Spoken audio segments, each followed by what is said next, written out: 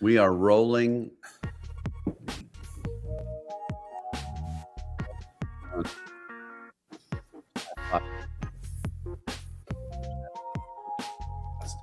JB, keep your clothes on. We got Jason Bryden wearing a collared shirt. We got myself wearing a classic Ooh, Damon look Hill. at that. This shirt is from Wow. 1994 or 93. Dill. Long time old shirt. Long time. Where did you old. get that? Montreal Grand Prix, which is coming up this weekend, the best Formula One race on the F1 calendar. I said it. Why is it the best? Well, the track layout is unique. It's Yeah.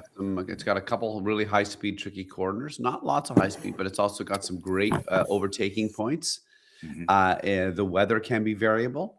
Even when the weather is not variable, the racing is usually very good. There's a lot of often first time podium and first time winners, weirdly enough, at the Montreal Grand Prix. And it's in one of the best cities in the world, right downtown. It's party time, and the whole city goes nuts for F1. Let's talk about the race course first. There aren't a lot of corners. There's a lot of straights. Yeah, it's like And you think that would be boring, wouldn't it? You would, but it's like there's straights into chicanes, into some tight sequences of corners, which allow for passing, but also allow teams to stay close. There's a lot of chances for overtakes because of there's essentially like two hairpins. There's also one of the slowest corners in F1. Why is a slow corner good? Well, I mean, I think it's because a slow corner, a driver can still go around a slow corner, or a car can still be designed to be faster around a slow corner than other corners. But generally speaking, there's a hard braking zone, so that just opens the opportunity for an overtake. Yeah. So do you expect there's going to be Yes. more with the new hybrid power units and the way braking so important?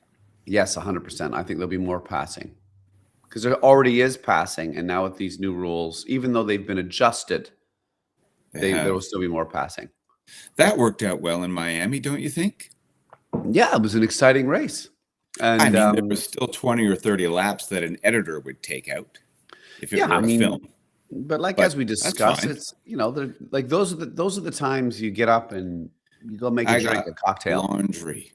There's laundry, there's vacuuming, schoolwork, cooking.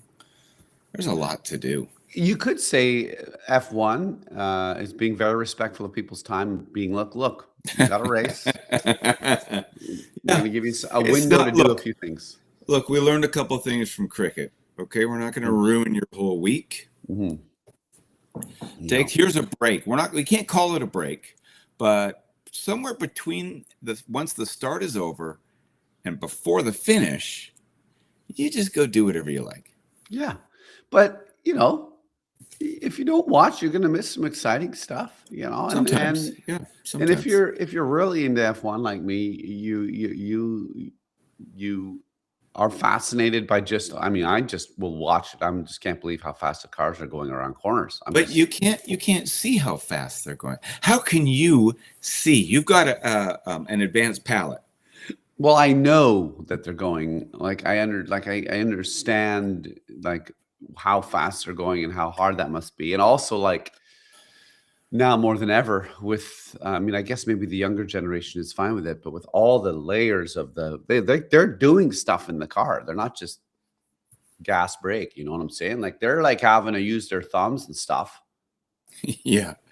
Although Martin Brundle would say, are they driving the engines? Are they driving the cars, or are the engines driving them? With the new regulations and the limitations on power, that's why a lot of the F1 drivers are not satisfied with the rules. Let's brainstorm right now. Just three quick improvements where we could help see, as TV viewers, help see the speed better. Oh, I'm thinking do you put Do they run Okay. over? Go ahead. Here's the thing. And often, well, I think F1 could do well, which is maybe why you might subscribe. I can't remember to the F1 channel, and I should watch it. I should check it out. But here's the thing: often sometimes the televised feed is not like consistent, right? It's like with the local company who owns whoever gets the rights to it or whatever.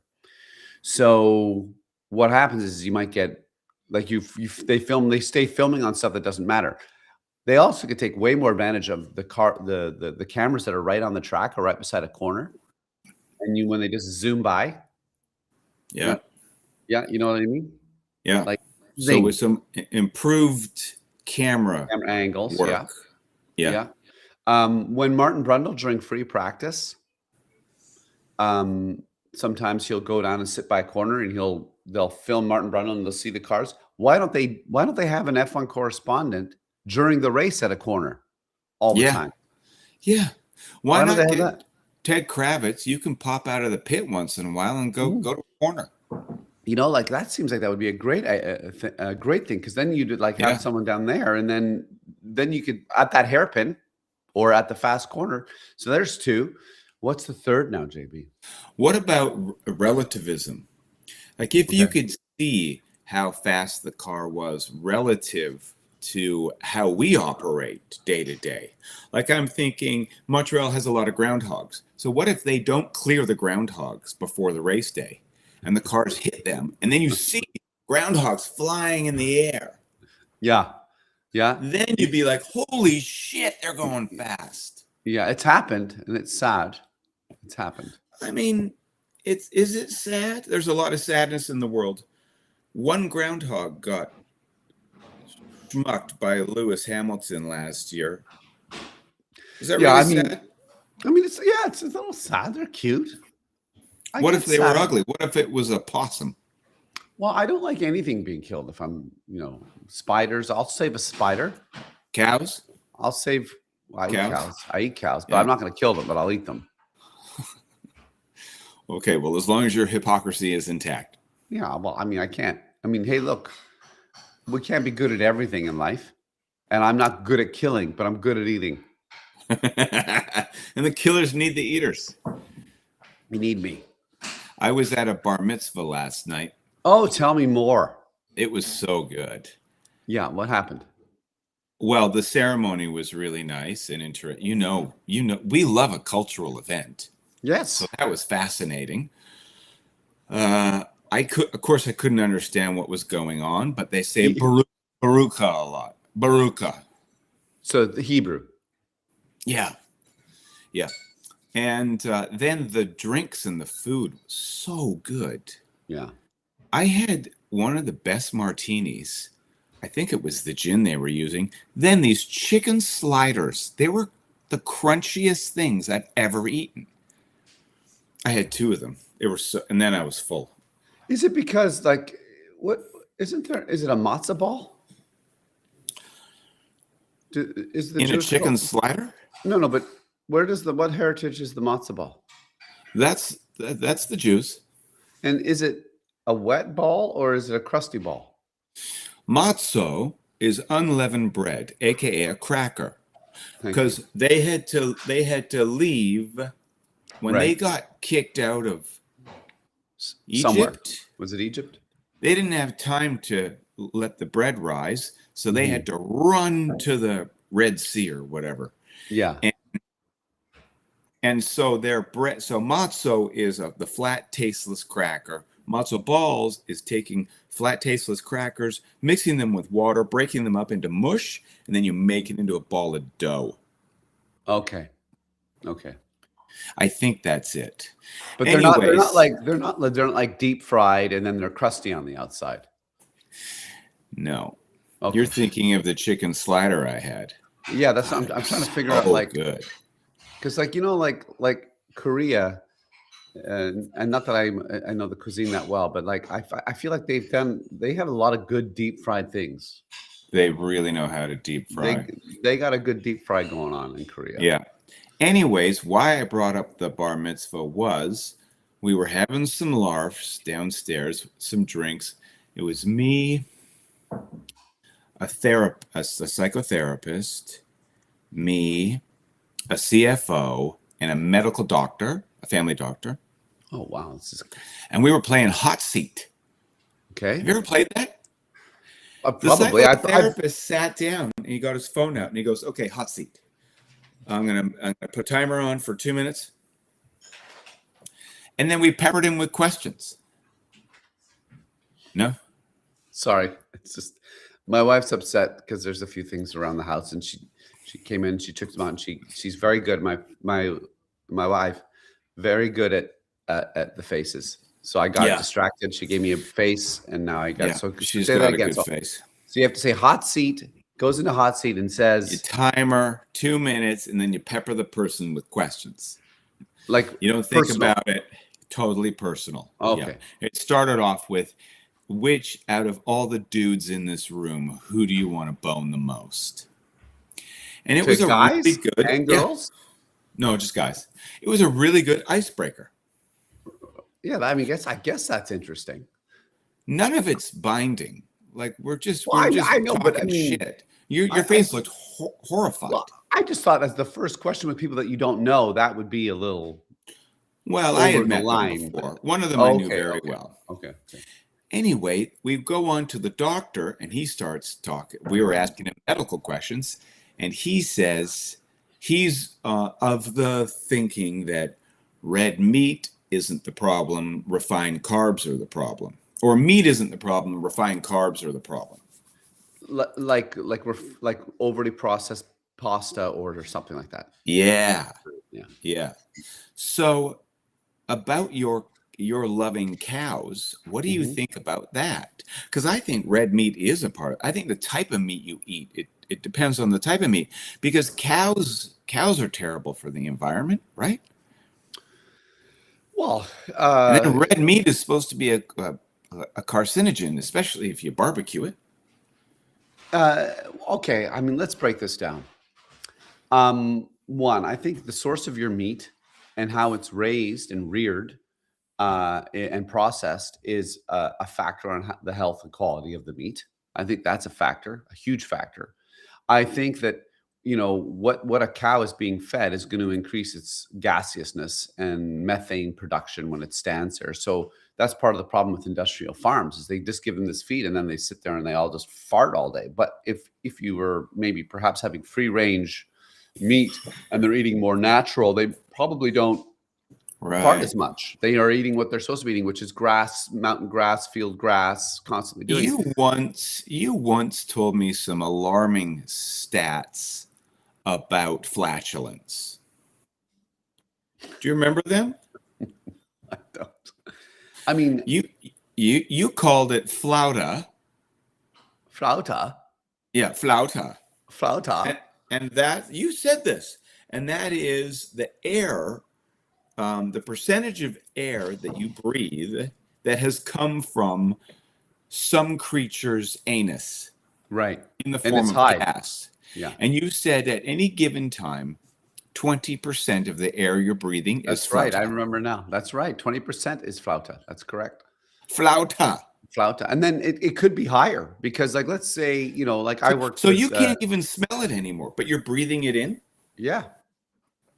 And just imagine, just think about this for a second. Depending on where you work and depending on what everyone's eating, your flauta consumption could go up 5-10%. So look at Mexican restaurants? Yeah. Or whatever. I don't know. Whatever makes you gassy. I mean, garlic makes me gassy. So I would imagine I imagine Italians are letting her rip all the time and they're just taking down the flauta all day. Hi, lovely. Is everything okay this morning, sweetheart? No, she's a little tired. She had a big week. She did an amazing workshop for acting all week and then had to work and also had to do some other training.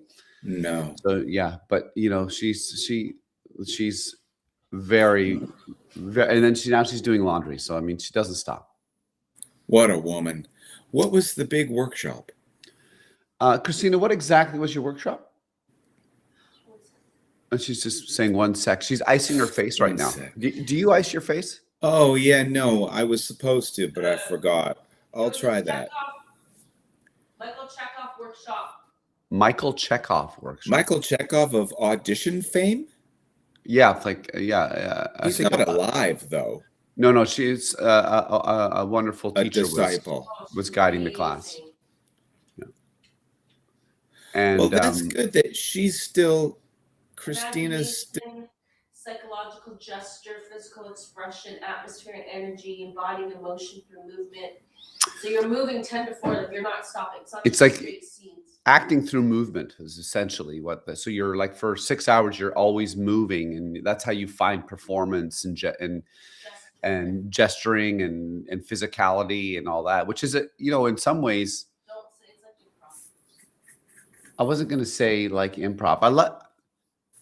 Do close people in your life Finish always your sentences? exactly? It's things that Yes, I do. It was Right. just pretty. But It's like the living room is my scene partner. Aside from you, do you know what I mean? Like, so we were given The environment. dialogue. This was towards the end, and using the space. The space is a character that you interact with. So like if you're waiting at a bus stop and there's no one there, there's lots to act with. There's a whole world to explore. It's hard to explain. But I'm impressed that both of you are still trying. well, I mean, I don't. There's no real industry anymore, or what is left is crumbling, but you're still giving her. Well, like JB, look. The bottom line is, if you're not up to bat, you're never going to hit the ball. So you might as well be available and carve out a little bit of time for it. So I love it. It's just what you got to do. But back to Flauta. Yeah. I've realized now that Dylan does a lot of flouting. And I spent a lot of time. Why do you think that is? Well, I think he eats, food that creates a rich diet, perhaps. Yeah. I'm going to bring it up with him, saying that he might owe me money for polluting my lungs with flauta. I don't know if flauta is a pollutant in the human realm. I guess it is if it's methane. Do we create methane? Well, I guess if we fart, we must, right? Or is it different because the cows are eating different foods that makes more methane to be produced? That's a good thing to figure out. When I fart, is it methane? I don't think it is. Let's get back to the structure. Well, I mean, the structure's there. It's just a roadmap, but we haven't really followed it at all. Other than I will go back to the F1 race. If there's ever, this is what I usually say to people. There's like a handful of races in F1. Like if you're not a fan, what to watch. And I usually say, if you want to watch an exciting race, usually 90% of the time you watch the Montreal race. It's up there for always being like Silverstone's up there all the time for excitement and like potential passes. And so have you heard this? I can't remember if we talked about this last time, but I've seen a lot on my little podcast listings. Everyone's talking about Oscar going to Red Bull. Right. I think that's premature. I think there's been too many breaks and people are running out of things to talk about. I think that 5.5 or 6 week break really stunted the momentum of the season. We're on break again. Yeah. I thought for sure the race was supposed to happen this weekend. It felt like it should, right? It really did feel like it. Yeah. Yeah. The only way I can see Oscar breaking that huge contract he signed last year is if all of a sudden he starts losing. Right. And he has a terrible seat. Like if he had a terrible car, that would make perfect sense. But they have a great car. What are we talking about here? And a great team. And a great team. And a great race engineer. And well, he's not there yet. And a great Stella, and Zach Brown. Mm-hmm. I mean, I don't understand. Like he almost won last year. Yeah. Not going anywhere. That's what I'm saying. Like I don't like the only way that would happen in my prediction with an Oscar leaving McLaren would be that if Lando is consistently outperforming him this year in some regard, which I don't think is going to happen. I mean, I think they are going to be. No. So what are they saying? What are people saying? People are saying that Max is going to move, and when Max moves, wherever Max goes, the team is going to take him. That's what's going to happen. Why would you go from McLaren to Red Bull? That doesn't make any sense. But if Max goes to McLaren, that's what everyone's saying. Like, because basically, what's going to happen? Oh no, that's a terrible idea. How old's Oscar? 23, 24? Yes. Lando, same thing. Yeah, Max is 28, 29. Yeah. No, terrible idea. Well, what do you mean, for McLaren to take Max? Yeah. Well, okay, just put this into perspective. Basically, for the last 10 years, Max has dominated F1. Now, obviously, he didn't win world championships all those 10 years. But from the moment he came on, and this hurts me to say because I'm not a supporter of his approach to racing, but you can't deny that since he came in, when he went from Toro Rosso to Red Bull, like 5 races into the season, he won in his first race in the car. Like his first race in the Red Bull, he won. No, he's the best. He's the best going, even though he's only won 3. He's really only won 3. Well, you're right. That's right. 100%. So I think we can just relax. He is one of the greatest, but he's pushing 30, and he shows that he's that F1 isn't always going to be his favorite thing. He's also a my way or the highway kind of guy. You got to take culture into consideration. What is McLaren if not culture coming out of your yin yang? Right. That's Good Lord. Point. Do you think Max is going to be like, yeah, the papaya rules, they're really cool. I really like them. Yeah. They're simply lovely. Give me a break. That's the opposite. He comes from Helmut. He's Helmut Marko shit, okay? Yeah. So he needs... I don't even think he's going to leave Red Bull. I think that car is going to get better and better, and Max is going to be in play to win this championship. Yeah, I mean, I think I like that assessment because I think you're right. When you think about it, like Max's personality in a McLaren with Zach Brown, based on how they approach everything, I don't think that works. Max in a Mercedes with Toto Wolff, maybe that could work. But I also feel like Toto Wolff is of the ego where he'd be like, I don't need to deal with that. I don't need to deal. I got 2 great drivers. Clearly, Kimi, we can't determine if he's a world champion yet because there's lots for him to figure out. But obviously, he's good. Obviously. Who's George like compared to like in history? What other kind of, is he a Jenson Button? Is he a Sebastian Vettel? Or is he more of a Bottas or a Ricciardo? Well, that's a great question. That's a really good question. I don't, you know what, like, is George Russell, well, I think George Russell is a little bit like Jenson Button, but has a different mentality than Jenson Button, I think. Like, it's like Jenson Button is a little bit like Alain Prost in the sense that, like, maybe go slower to win, but also like, okay, just figure out the race and figure out like Alain how Prost, to get the car. The professor. And I feel like George, I feel like George is like that. But George also has a bit more steeliness to him. But I would say like George is like, I'll figure out how to win this race, whether it's strategy or right setup. But I also think that he's like got a bit more elbows up approach than like, which is maybe similar to like, I think, put it this way, George will be ruthless when he needs to be ruthless. That's what I think is going to happen. So when George has to be overly aggressive, he will be overly aggressive, and he will be like, I think George, I hope he's keyed into his underdog status, because that's a powerful place to be. Mm-hmm. If people are rooting against you, you can use that as your motivation. Yeah. And they've already counted you out. So they're not keeping their eye on you. Yeah. And that's when you sneak up and punch him in the back of the neck. Mm-hmm. I really hope that George wins Canada again. because two in a row in Montreal, I think that'd be a statement. George is back. He would get that momentum going. I mean, I mean, we might as well talk about Montreal. Like again, like I was saying, like one of the greatest tracks, because it's also a track where it's high speed, and if you make a mistake, you're out a lot of the times. Like you Really? don't get away with errors.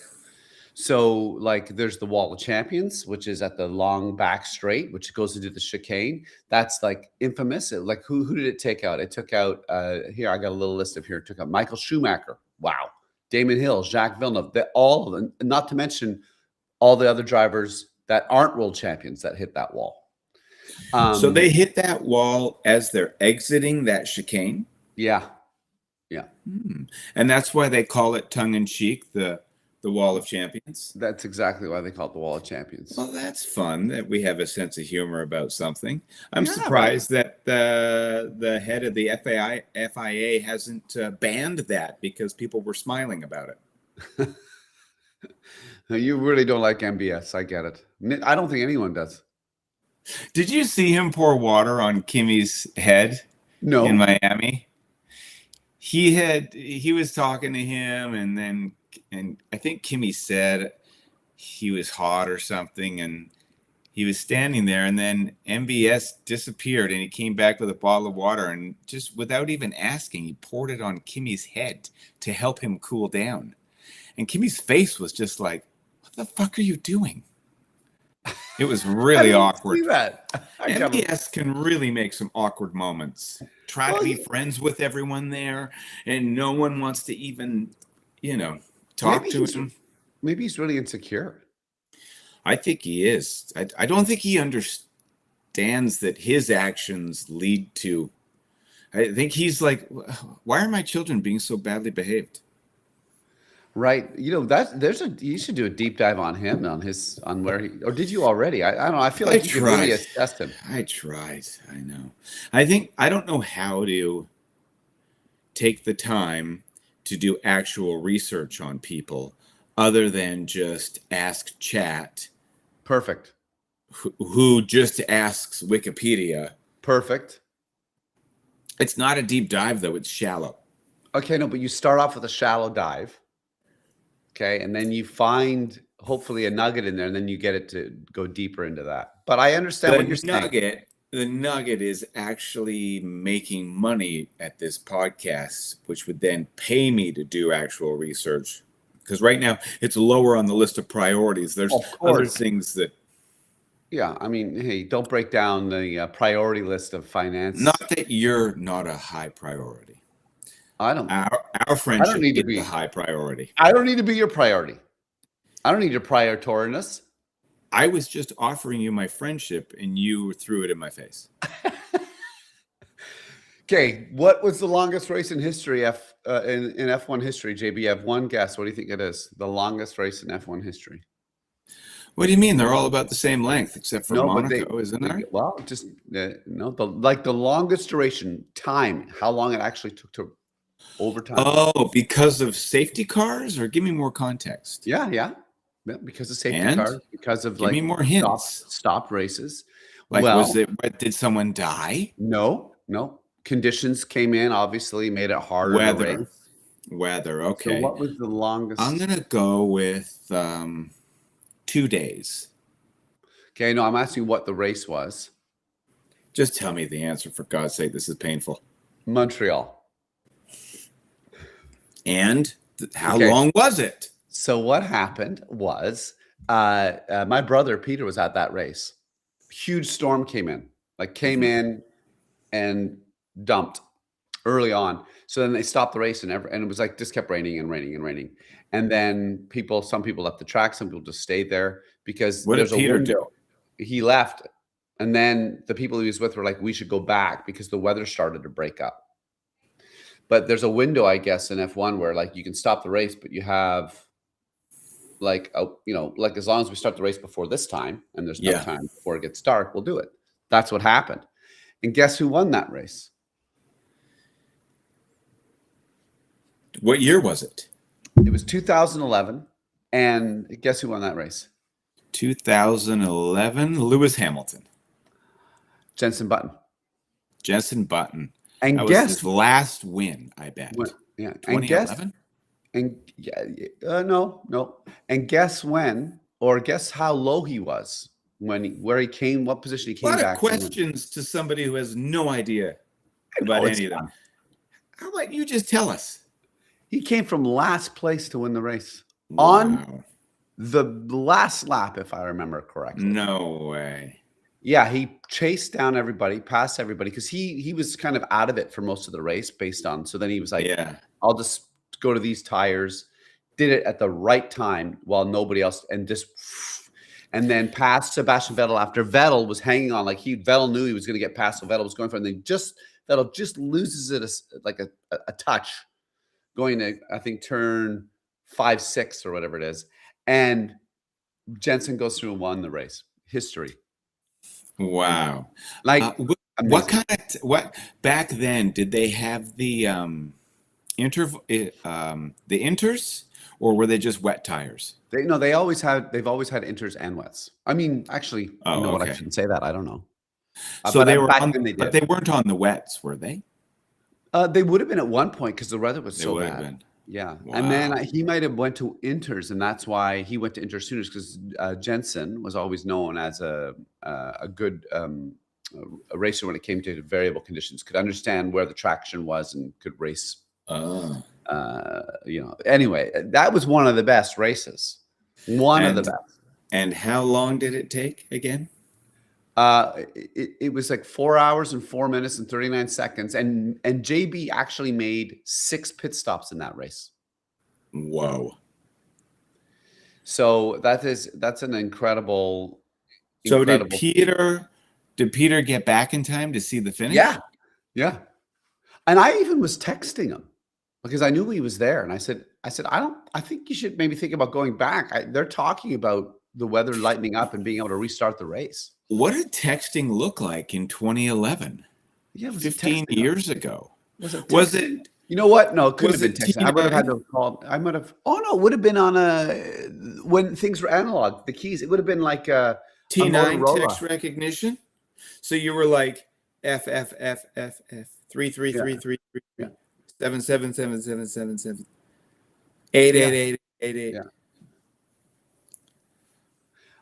Fuck, I remember having one of those Motorola's.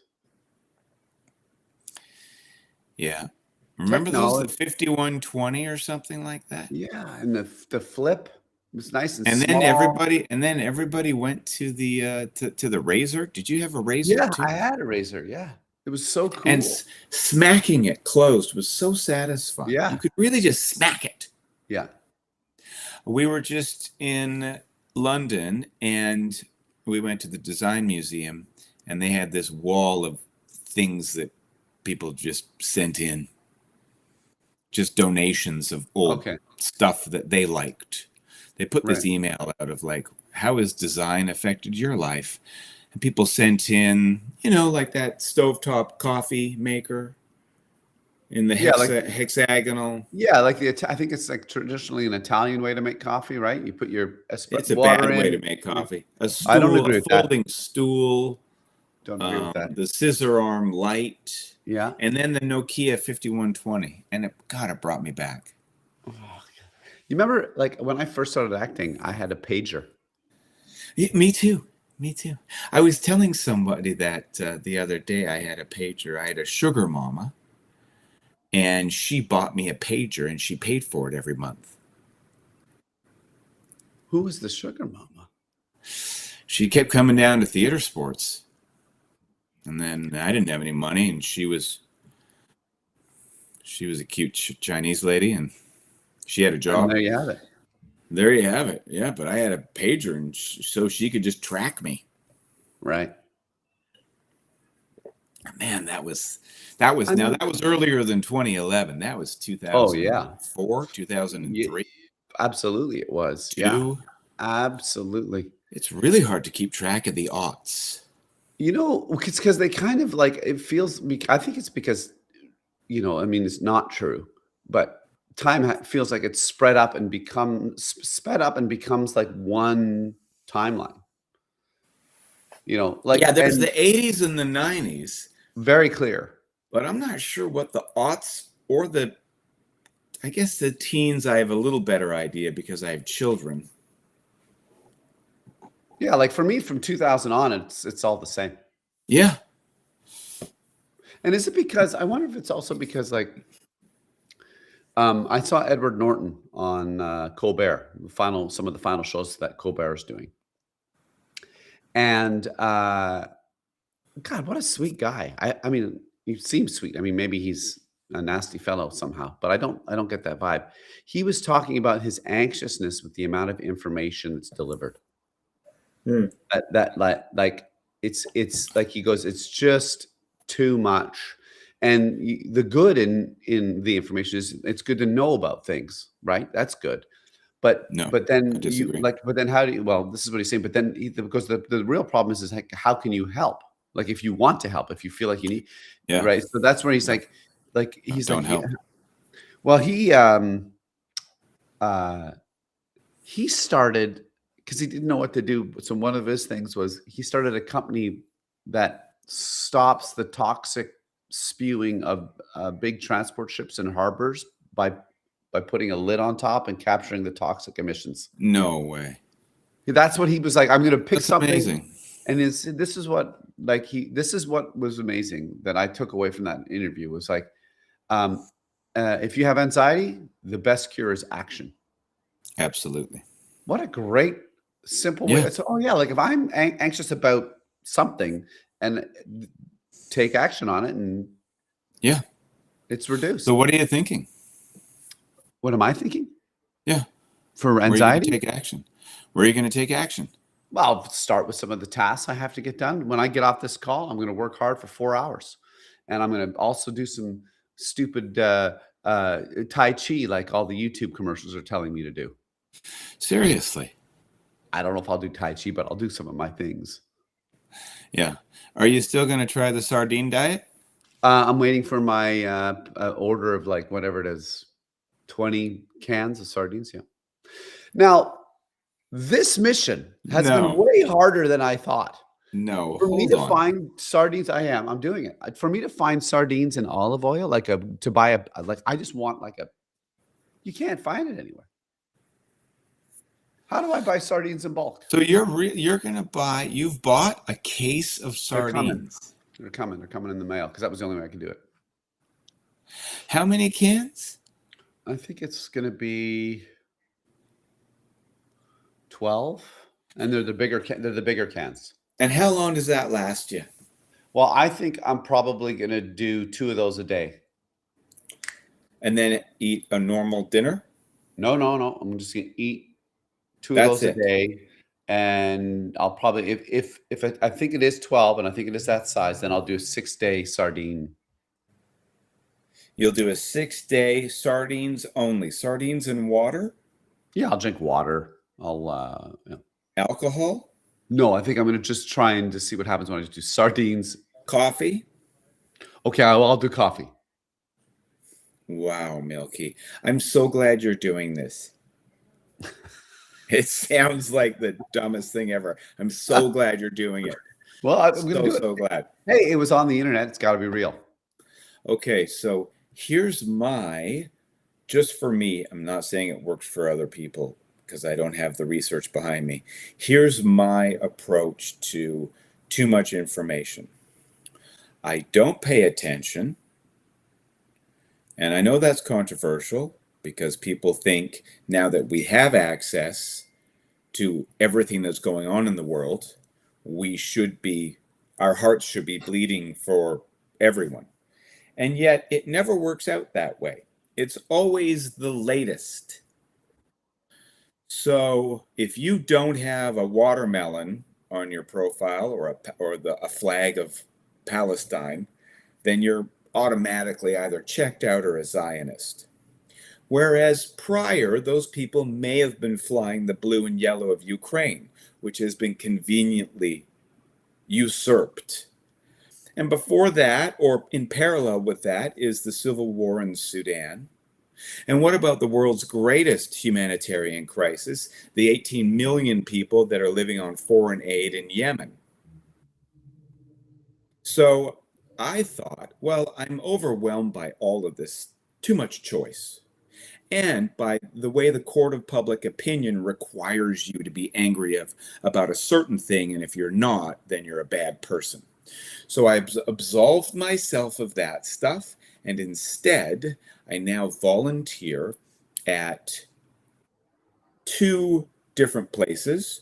One is a socialist left-wing community newspaper, and the other one is Romero House, a place that helps house new immigrants who have just come to Canada.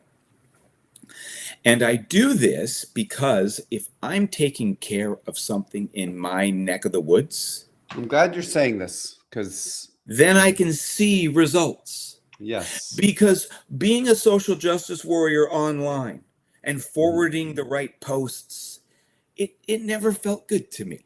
mm-hmm. Donating money to something over there, I couldn't see it. It never Mm-hmm. felt good to me. Mm-hmm. Not shopping, not spending money in certain places. Amazon still exists. Mm-hmm. Ukraine is still going. The bad stuff always continues.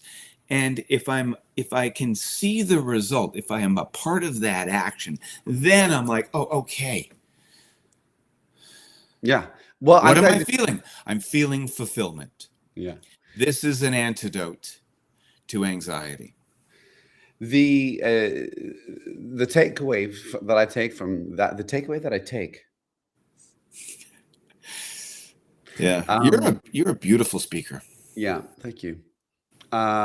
Is that you're never going to be able to solve all the problems. B, only solve the problems that are, I shouldn't say only, but focus on the problems that are close to you in your community, because of exactly what you said. You can see the results, and you're making your community better. And if everyone focused on making their community better and took care of what's going on around them, right, then in theory, the world will be in a better place.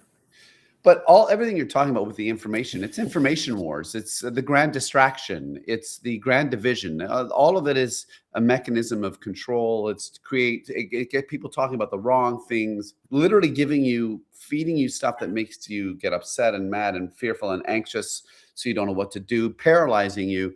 Like, they need to regulate it, and that's what they're going to have to do. It's just going to happen somehow, and someone is going to be like, enough is enough. Break up Facebook, break up Amazon, break up Microsoft, break up Apple, their monopolies, tear them down.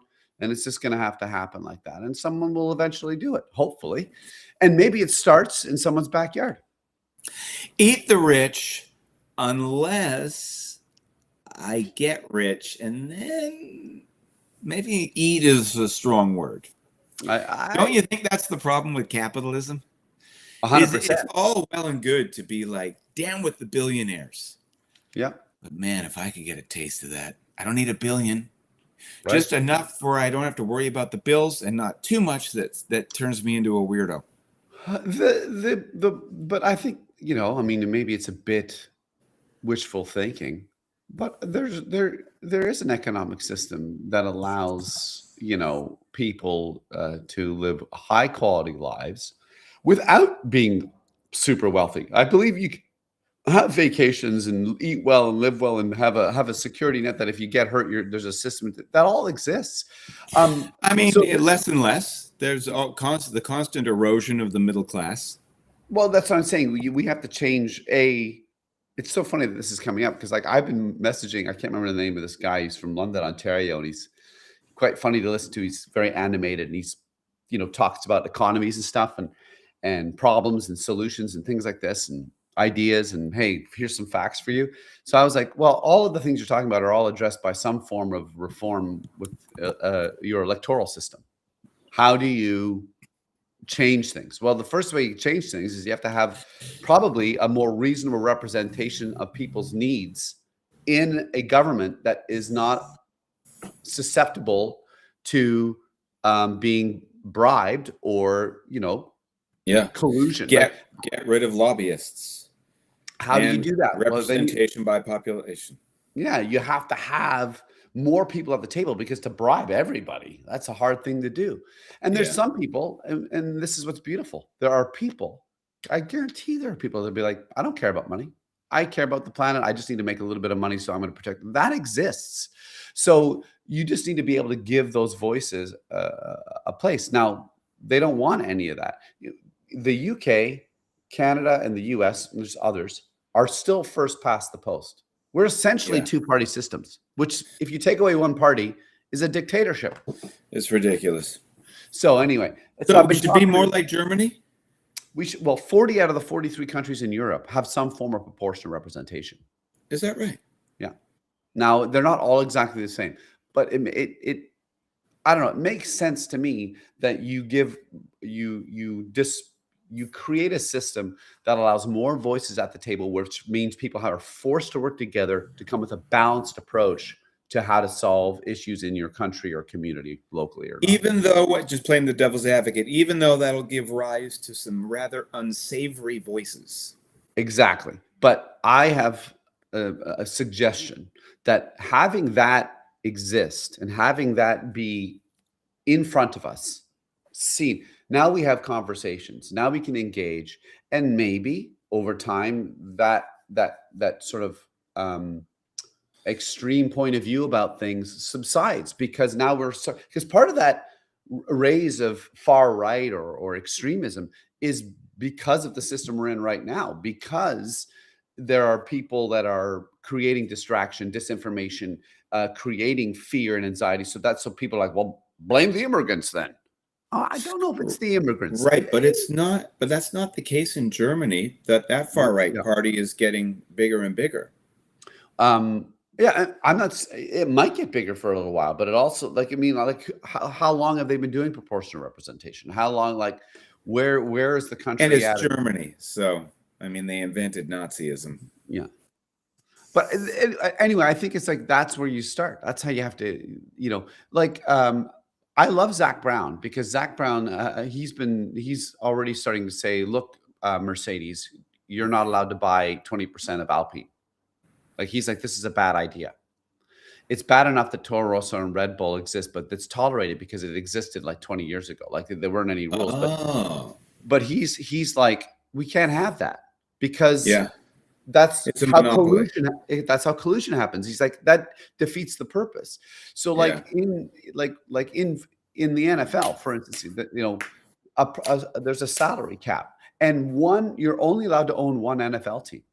You're not allowed to own so like. And is that the case in F1 too? There's a salary cap. Do they mention multiple team ownership? Well, that's what Zach Brown has been championing. Like, we can't have teams. Zach Brown shouldn't be able to also own another team. He's like, so pushes that forward. Oh, I see. And what if it's just Toto? It's not just Toto, is it? No, it'll be the Mercedes. It'll be right. So he's like saying, like, there needs to be, you got to keep it separate, because you can have collusion, which is the whole. He's basically like, what if there were salary caps for companies and salary caps for people in the world? Yeah, great idea. Makes sense. Yeah, I love Zach Brown. I mean, there's salary caps for us, for the punters. Mm-hmm. There's not salary caps for CEOs. I like Zach Brown too. Yeah. Why does he talk to Sky Sports during a race? Well, how did they get that, and how does it help Zach? Why does Zach do it? Well, okay, I think you should do a shallow dive on Zach. Maybe that should be your bit, just shallow dive. Anyway, shallow dive. Zach, I think, is a true race car fan. Like he is. He owns his own racing company, doesn't he? Yeah, like he is a true racing person, and that's why he's probably likely to talk more. He has more opinions about how to keep the racing authentic. I think that's what it is. He's just a true race fan. He really is. He's got a nice backstory. I should do a shallow dive. Shallow dive.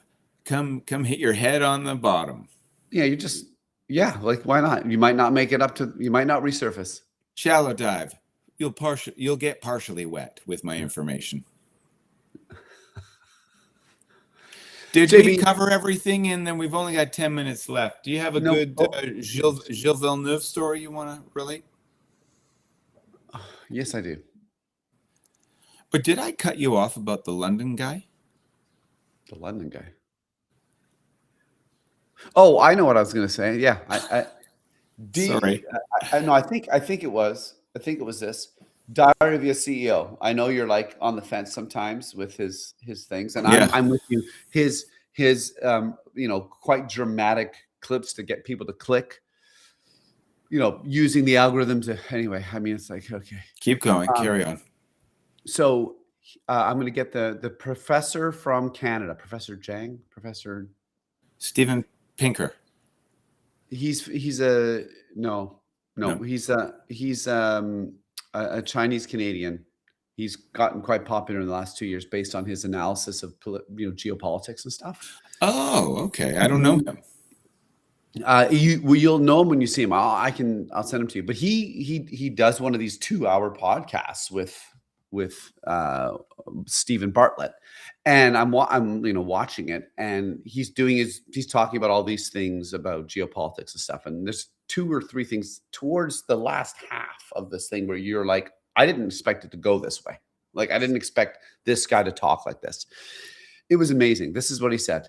He goes, he brings up Plato's cave. Have you heard about Plato's cave? No. So Plato's cave, and I'm not going to get it right, but I'll do my best. Plato's cave is, imagine you're chained, can't move your head. You can only look at the wall. And there's a whole bunch of you only looking at the wall. Okay. And imagine there's somebody projecting shadows on the wall. There's a whole nother civilization projecting shadows on the wall. And all you know are these shadows. All these things that you see on the wall are just these shadows. So that's your world. You don't know any other world. You can't look around. You're just seeing those shadows. That's your reality, is those shadows. Oh, gross. Yeah. Now, is there water coming into the cave? No. Oh, okay, good. Okay. Now, the people behind, they have their reality, right? They're messing with your reality, right? Because they're making behind. Just imagine there's a fire and there's people behind the people that are chained that can only look at the cave's wall, and they create these shadows. Oh, okay. The shadow masters. Okay. So you're chained, you can't, but you see these things, right? He goes, we live in that world today. We're being fed information. People are making the shadows. People are giving this to us. And what he's saying is like the economic system that we're currently in, like this financial game that we play, people are starting to go, I don't know if I believe this. And when that happens, the more aggressive they become, because now these people that are telling this tale or creating this reality are, because the reality of our economic system is that it doesn't work. It's actually just working for a few. It's pretty clear. So he's like, so our reality he goes, you as an individual need to question your reality. Like, what's real? Like, you have to question it. And that's a good thing. You want people to do that because that's how new. And then he goes on to say, so I didn't quite explain that quite right, but then I'll send you the link to watch it because it really is good. Because then he goes on and talks about what you were mentioning earlier. So he was in a very bad place. He's very smart. He was depressed, meets a woman. She loves him, falls in love, rises him sort of out of this state of mind. How are you going to do good? They have a kid. I need to do good for my kids. I need to do good for my kids. My world, I need to do good. So he's a teacher and he's teaching, wants to let people know about how the world's bad so his daughter can have a better world and focus on taking care of the family. What does he need to do? Once he started doing that, once he started focusing on what's within him, like within his reach, so to speak, he had all this success, right? And he's now this person that's going all over the world. And Stephen Bartlett's like, because this professor can be quite doom and gloom. Like when he's predicting, they say, what are your predictions? He goes, well, they're not very good. But he goes, so are you optimistic? And he goes, of course I'm optimistic. Because humans have hope. Humans, time and time again, and throughout the history of time, you see them when something goes wrong and it's time to change, they resist and they change and the system changes. So he goes, of course I'm hopeful. People will not stand for it and it will change. Now, maybe it's too late, but I can't predict that. He just knows that at a certain point, the threshold reaches and we will make change. When it gets to the point of like, we have to go get sandbags and stop the river from flooding, everyone goes down and gets sandbags and stops the river from flooding. Right. Uh, what did he give any examples in the past of when people got the sandbags? I can't remember, but like, I mean, like quite literally, like he did use an example, I believe, of disasters like natural. Like, look how people come together. Like we just figure it out. He goes, even look, even COVID, I think was something that he mentioned was like, well, most people were like, okay, I guess I'm going to wear a mask. That's what most people are reasonable.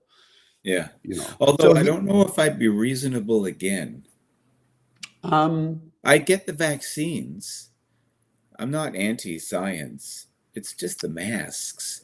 Don't make me wear a mask and stay at home, Milky. I was so well, lonely. I get that, but I'm also like, here's the thing. If the system was set up better, you get a cold and you work at a restaurant and you actually have a cold and you go, I shouldn't come in. I have a cold. I don't want to make the staff sick. I don't want to make the patrons sick. If you knew you didn't need the money as much or you were in a safe position, you wouldn't go in and work and get everybody sick, right? Yeah. I So don't then you want to, wouldn't have to wear the mask because you don't go to work. You stay at home. because you have a guaranteed income or a Ooh. safety net. And not a guaranteed basic income. I want a guaranteed nice income, the GNI. I like it. So I'm curious, like, how are your feelings about the good old Mark Carney? Well, I think he's a conservative. So Mm, I'm not really, he's very good at the PR and media mhm, relations. mhm, And he's a very good speaker and a smart guy, proud Canadian. mhm. But he wears a red tie, but he's a conservative to me. Yeah. Having said that, I've never voted for a liberal in my life. My ties are all orange, and I'm so excited about Avi Lewis, even though he has his flaws. I worry about things that Mark has done, like Bill C6, the privacy one. Yeah. What's that one exactly? Well, that gives the law and other authoritative bodies more power to come and see what you've been looking at on the internet. Right. Right. And it always comes with oh, but we're just looking for bad guys, which to me sounds a lot like, hey, if you haven't done anything wrong, there's nothing to worry about. Mhm. It's so big brother and gross. Yeah. Yeah. He's also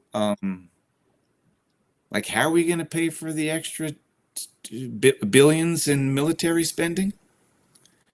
Right. We're right up there as far as debt and debt servicing in the world. Like, we're in Yeah. the top 5.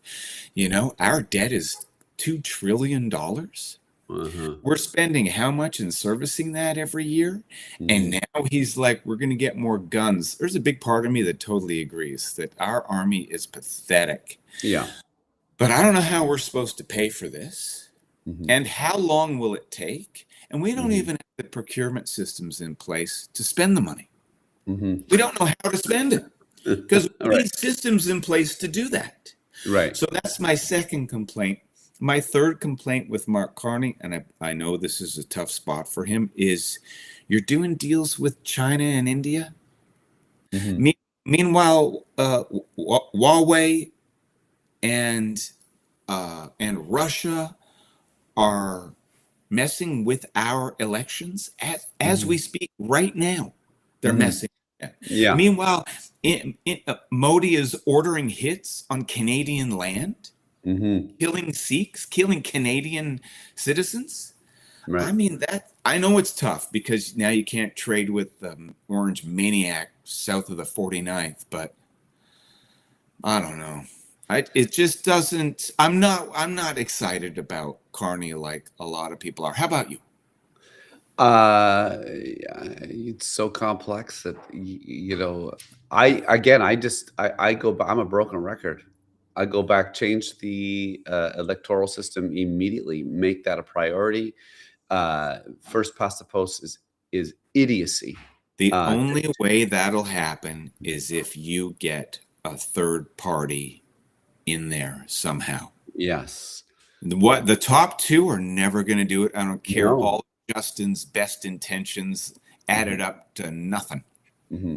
Well, I mean, you know, Justin might have been all for it, but his party wasn't all for it. Everyone in the party was like, we're not doing that one. Yeah, Justin's all for it while he takes a private plane to the Aga Khan's island for Christmas. Yeah, I don't know who Aga Khan is, but he sounds like a wonderful guy. That guy's so establishment. Relying on him for electoral reform was like, well, yeah, something I mean, that is. Yeah. It was clearly a nice tease to get people to vote. We got what's his face, Mamdani, in New York. Yeah. Right. Hope. I mean, it was weird the way on his first day he redefined the terms anti-Semitism. I didn't know that. In a way that many Jewish people disagreed with. Right. So that was, and there's more Jews living in New York than anywhere else on earth outside of Israel. So I'm not sure what he's up to entirely. I mean, never trust a politician. We had Bernie Sanders before he was sandbagged by the Democrats. So I think if the NDP were a stock, it's a buy. It's a strong buy. I donate every month. Doesn't. Do you really? I can't afford it. I do. I'm a party member. Right. I just became one. Yeah. So I'm pumped. I also volunteer with them. Right. Well, I mean, because if you're not in it, you can't complain. I mean, of course you can, but look up fairvote.ca. Fairvote. I love how active you are, Milky. Yeah, I mean, I'm not overly active, but I could be. But fairvote.ca. It's the numbers. Fairvote.ca. You know, according to their statistics, there's quite a encouraging sign for people wanting a some form of proportional representation, which probably is going to start in a province like, you know, Alberta. Yeah, as long as it's still a province. No, it's going to happen in BC. Do you realize on Thursday it was snowing in Calgary? Yeah, my friends showed me. Poor Alberta, they just get the worst weather. Well, and they also have the worst leader. God, I can't stand that person. She is terrible. She is absolutely terrible. She's like the last potato no one wants to eat.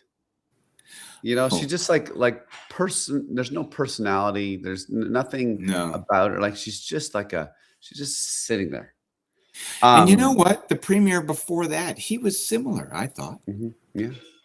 Jason Kenney, I was like, what's the attraction here? Yeah. They're just a bunch of weirdos over there. At least Ralph Klein had a personality and liked a couple drinks. Yeah. Yeah. I think, JB, like if, you know, I mean, I think it's awesome that you're an NDP party leader. That's amazing. Member, not a leader, member. Well, I think I'm projecting the future. No, I'll never do that. I'm not good at meetings. Yeah. I like talking to people as long as they don't touch me too much. I like talking on a stage. I like that still. Yeah. But the actual in a crowd, shaking, touching people's hands. Ugh. Yeah. I also think and this is, you know, it takes a certain person to be in politics. One is maybe they see the advantages of how they can grease their wheels and make some money. That's certainly what our premier in Ontario is doing at an alarming rate. And then there's, you know, people that actually want to make change. Those people I'm sure go into power too. And that's great. But it's also, there's a third trait that's like, my God, not being able to be truly honest all the time. Like basically in the simplest form, being able to go, oh, for fuck's sakes, you're annoying to whomever. I know. Just to whomever. Right? I know. A reporter, another political leader, just be like, oh, fuck off. You're annoying. This is the 12th Like, time I got the same question. yeah, I know. so you can't have that authenticity ever. You have to be like measured and contained all the time. But that's not what humans are.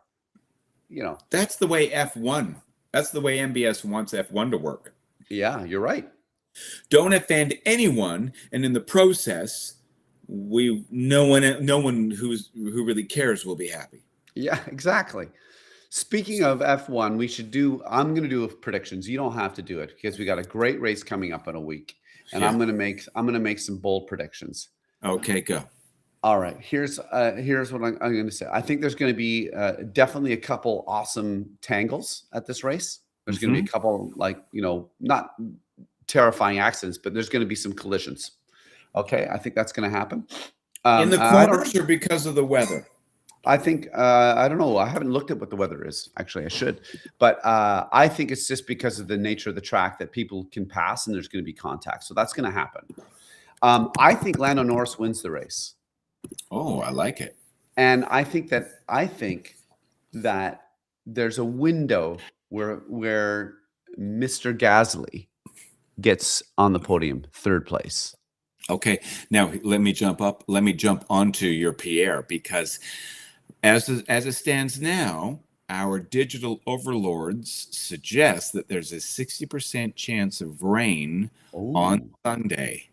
And so that would definitely play into Mr. Gasly's hopes and dreams. I just think it's a good track. I think Max is I could see Max having a very strong weekend, and I think obviously you can't bet against the Mercedes. They're bringing their upgrades, so let's see if right. And McLaren's bringing the rest of theirs too. Yeah. So that's going to be good. I could be way off. Good. McLaren is bringing the heat. George has something to prove. Kimi is due for a bad day.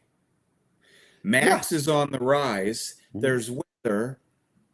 I think and there's a bunch of talent in the back markers. If you're watching the race this weekend, you don't be doing laundry. Sit down and watch that home. Because don't you dare count out your Carloses, your Pierres, your Fernandes. It's going to be oh yeah, that's right. Williams is bringing upgrades. Well, here's hoping that Carlos has a smile on his face this time. Yeah, I think we're that poor fella. I know, and he deserves it. He's so great. I think Alex, they both deserve it. I think it's going to turn into a really great season. You think so? Yeah, I think it's going to get tighter. I like your optimism. Even though I think you're right. There's a lot of parity there. There's a lot of great teams right now. Like Mercedes has won all the races, so there's that. But it's like, again, but McLaren could have won one. They could have won two. They really could have won Miami. They could have won two. And they could have won Japan if it wasn't for the safety car.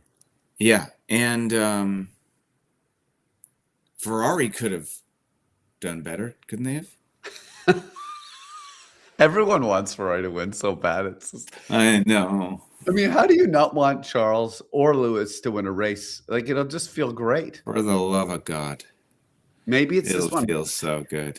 Lewis has won Montreal like some crazy number. Seven times. Seven times. Same as Schumacher. Mm-hmm. So maybe he wins it. If it's raining. God, it must be so demoralizing. They had all those updates and it didn't work. Well, that's the other thing. You can bring upgrades and they don't work. Yeah. And then you're just left with hype. Mm-hmm. I mean, this is the one thing that McLaren, I think that's why McLaren's been a good team the last few years, is their correlation to what they think is going to happen when they put the actual upgrade on the car is correct. Does it have anything to do with them taking their time? Probably. Like they weren't showing up. I mean, Oscar's car didn't finish a race for the first couple weeks. Yeah. And they were just like, they just keep going. And now we're talking, oh no, McLaren's up in the top 3. Yeah. I know it just goes to show you just got to stick with your game plan. And that's why we will continue to do this podcast. Yes, exactly right. Great talking to you. Yeah, you go do your laundry or whatever you got to do. I'm going to do a bunch of work on a computer, which is boring. I've already been out in the park for a couple hours this morning because it's 20 degrees and sunny. I'm going to go back outside. Because it might be snowing laundry. tomorrow. It might snow tomorrow. It was Christy Bruce and I went for a walk on Thursday. It was 6 degrees. It was like 30-kilometer-an-hour winds and cloudy. It was miserable. But now it's summer. I'm going to go to the park with my book. Then I'm going to go to a patio with the same book. Okay, well, you enjoy yourself. I love it. Talk to you soon. Bye-bye.